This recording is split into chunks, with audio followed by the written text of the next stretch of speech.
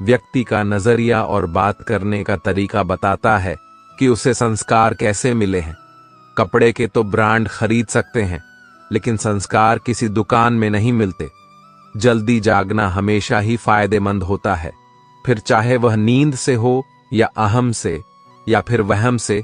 प्रशंसा चाहे जितनी कर लो, अपमान सोच समझकर करना, क्योंकि अपमान वह उधार है जो अवसर मिलने पर ब्याज सहित लौटता है। जीवन एक ऐसा रंगमंच है जहां किरदार को खुद पता नहीं होता। अगला दृश्य क्या है? रिश्तों की चाय में शक्कर जरा माप के रखना चाहिए। फीकी हुई तो स्वाद नहीं आएगा, ज्यादा मीठी हुई तो मन भर जाएगा। प्रेम सदा माफी मांगना पसंद करता है और अहंकार सदा माफी सुनना पसंद करता है।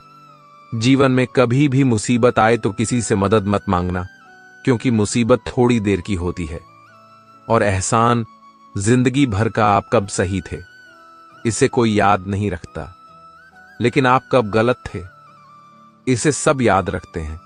ठंड में हाथ काम नहीं करते और घमंड में दिमाग काम नहीं करता। छोटी छोटी बातें पर वही लोग गुस्सा करते हैं जिन्हें आपकी फिक्र होती है। बुराइयां ढूंढने का शौक है तो शुरुआत खुद से कीजिए, दूसरों से नहीं। जिंदगी में अगर खुश रहना है तो दूसरों की बकवास को अनदेखा करना सीखो। मुसीबत आए तो यह मत सोचना कि कौन साथ आएगा, बल्कि यह देखना कि कौन साथ छोड़ जाएगा। किसी ने सच ही कहा है, इंसान आपका मोल कभी नहीं समझ पाएगा जिसके लिए आप हमेशा हाजिर रहते हैं।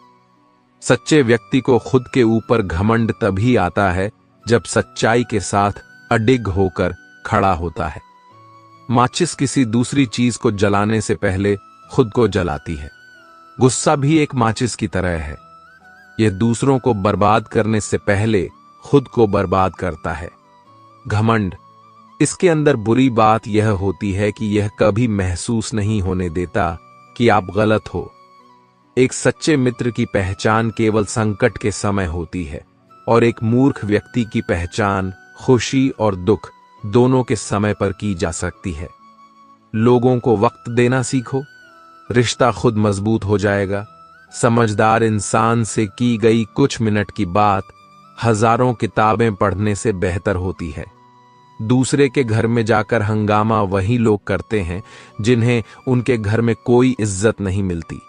चैन से जीने के लिए 4 रोटी और 2 कपड़े काफी हैं, पर बेचैनी से जीने के लिए 4 गाड़ी और 2 बंगले भी कम हो जाते हैं।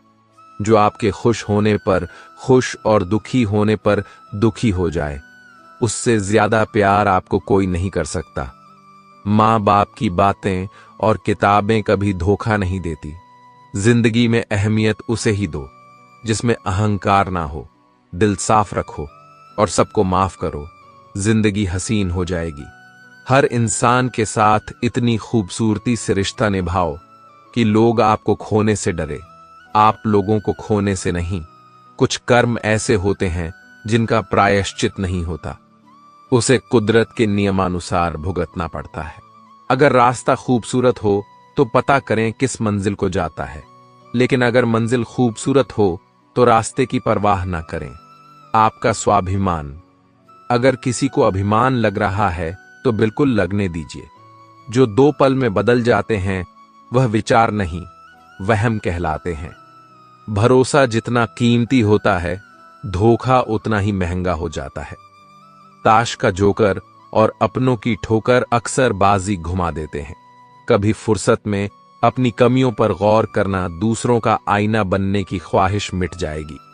भरोसा स्टिकर जैसा होता है, दोबारा पहले जैसा नहीं लगता। जीवन को समझने के लिए पीछे मुड़कर देखें और जिंदगी जीने के लिए हमेशा आगे देखें। वक्त और प्यार दोनों जिंदगी में खास होते हैं। वक्त किसी का नहीं होता और प्यार हर किसी से नहीं होता। कहने को तो बहुत सी बातें होती हैं, पर असली सुकून चुप रहने से ही मिलता है। आज के समय की यह सच्चाई है कि जरूरतें तय करती हैं कि बोलने का ढंग कितना मीठा रखना है।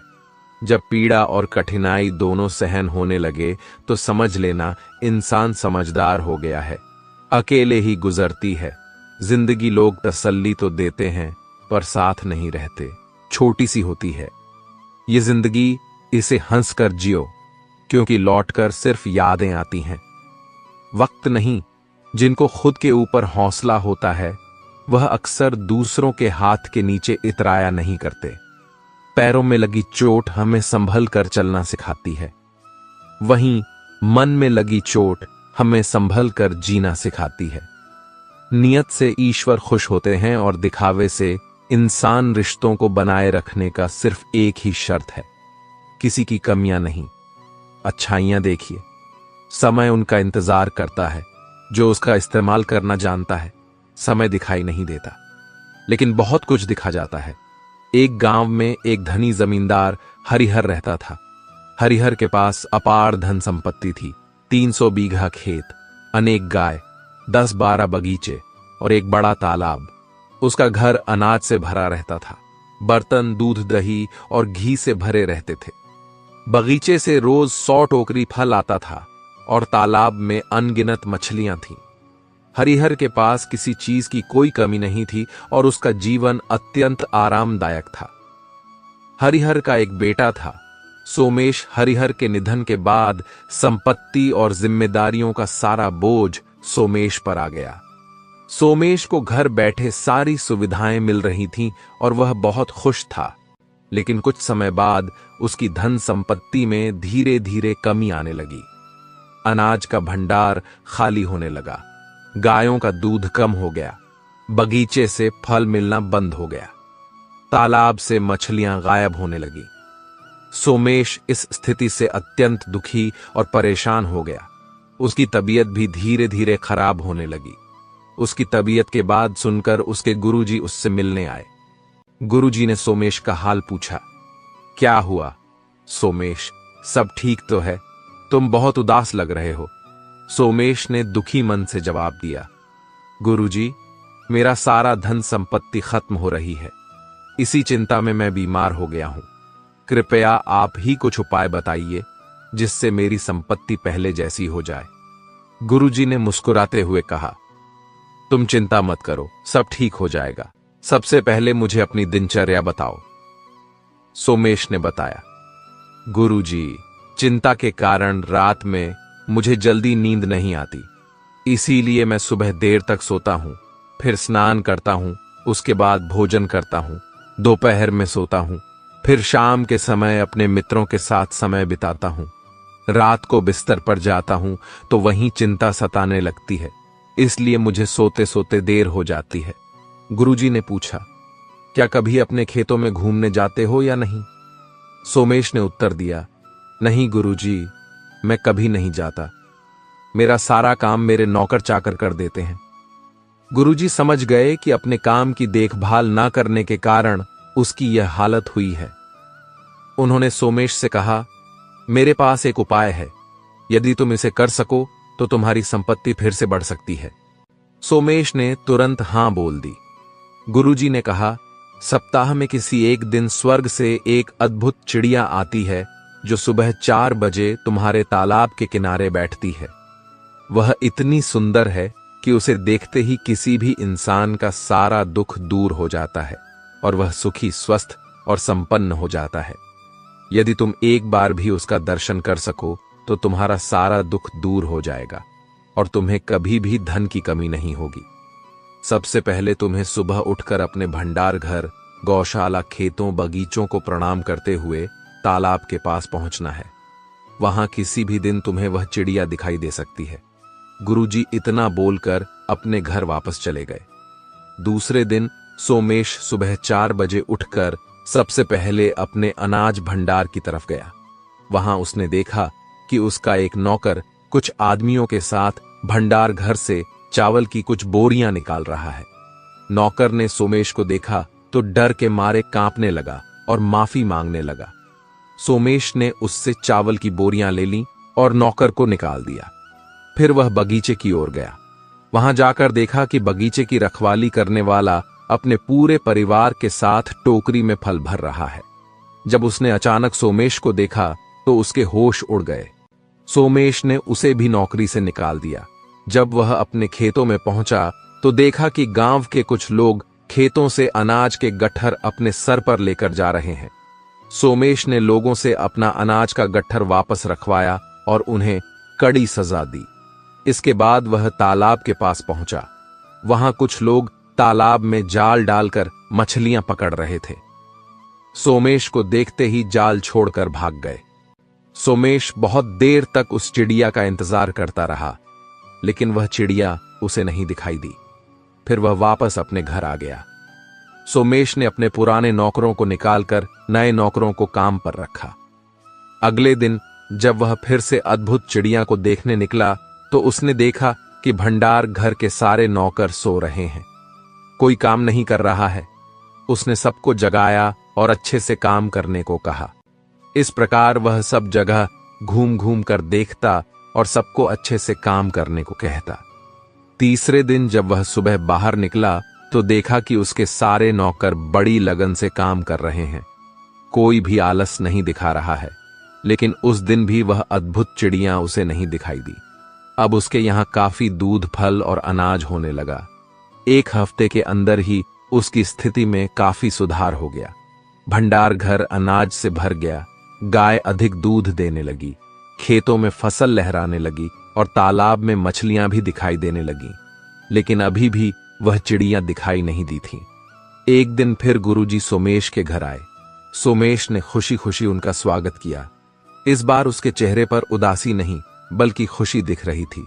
गुरुजी ने उससे पूछा, कैसे हो सोमेश, सब ठीक चल रहा है? और स्वर्ग वाली अद्भुत चिड़िया दिखी कि नहीं? सोमेश ने गुरुजी से कहा, नहीं गुरुजी, आपके कहे अनुसार मैं रोज तालाब के पास जाता हूं। आज 7 दिन हो गए, लेकिन अभी तक वह चिड़िया मुझे दिखाई नहीं दी। तब गुरुजी ने कहा, क्या तुम्हें पहले से ज्यादा अनाज, फल और दूध नहीं मिल रहे हैं? सोमेश ने कहा, हां गुरुजी, यह तो है। ये सब चीजें मुझे पहले से अधिक मात्रा में मिलने लगी हैं और अब मुझे कभी थकावट नहीं होती है, बल्कि पहले से ज्यादा स्फूर्ति आ गई है। पर गुरुजी, आप मुझे यह बताइए कि अभी तक मुझे उस अद्भुत चिड़िया का दर्शन क्यों नहीं हुए? क्या मैं वहां जाने में देरी कर देता हूं? गुरुजी ने मुस्कुराते हुए कहा, देखो सुमेश, मेहनत ही स्वर्ग की अद्भुत चिड़िया है। मेहनत से हमें सुख और समृद्धि प्राप्त होती है। अगर तुम इसी तरह मेहनत करोगे तो तुम्हें मेहनत का फल अवश्य मिलेगा और तुम अपने काम धंधे पर ज्यादा से ज्यादा ध्यान दोगे तो तुम चारों तरफ से संपन्न रहोगे। कोई दुख, बीमारी तुम्हारे पास नहीं आएगी और सुबह सुबह उठकर सूर्य की पहली किरण लेने से भी तुम्हारा शरीर स्वस्थ रहेगा। ऐसे ही धीरे धीरे तुम्हारे चेहरे पर चमक आ जाएगी। गुरुजी की सारी बातें सोमेश को समझ आ गई। उसे यह भी समझ आया कि मेहनत करने से ही लक्ष्मी की प्राप्ति होती है। उस दिन से वह वैसा ही करने लगा जैसा उसे गुरुजी ने कहा था। इसलिए कहते हैं कि मेहनत का फल हमेशा मीठा होता है। मित्रों, इस कहानी से हमें यह शिक्षा मिलती है कि समय की कीमत धन से अधिक होती है। हमें हमेशा समय का सही उपयोग करना चाहिए और कार्यों को टालना नहीं चाहिए। मेहनत और शासन से ही सुख और समृद्धि प्राप्त होती है। अपने कार्यों और जिम्मेदारियों को समय पर पूरा करना हमें सफलता की ओर ले जाता है। मेहनत का फल हमेशा मीठा होता है और इसे नियमित रूप से करने से जीवन में अनुशासन और समृद्धि आती है। जीवन में किसी भी कार्य को करने के लिए कोई भी समय सही होता है। बस हमें अपने प्रयासों को सही दिशा में लगाना चाहिए। कभी हार न मानना।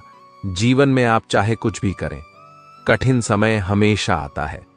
उस समय के माध्यम से आगे बढ़ने और अपने अंतिम लक्ष्य को बनाए रखने में सक्षम हो। कठिन समय में ही आप असली रंग और व्यक्तित्व देखते हैं। शांत जल में जहाज का पहिया तो कोई भी उठा सकता है, लेकिन जब शांत जल न हो तो यह इतना आसान नहीं होता। आप केवल अच्छे समय का आनंद नहीं ले सकते, आपको कठिन समय में लचीला होना होगा। वक्त से लड़कर जो अपनी तासीर बदल देता है, वही इंसान अपनी किस्मत संवार लेता है। वक्त भी उसी को राजा मानता है जो कल पर नहीं, अपने आज पर विश्वास रखता है। वक्त कितना कीमती होता है, ये बात सफल लोग ही बता सकते हैं, जिनको पैसों से ज्यादा वक्त की जरूरत होती है।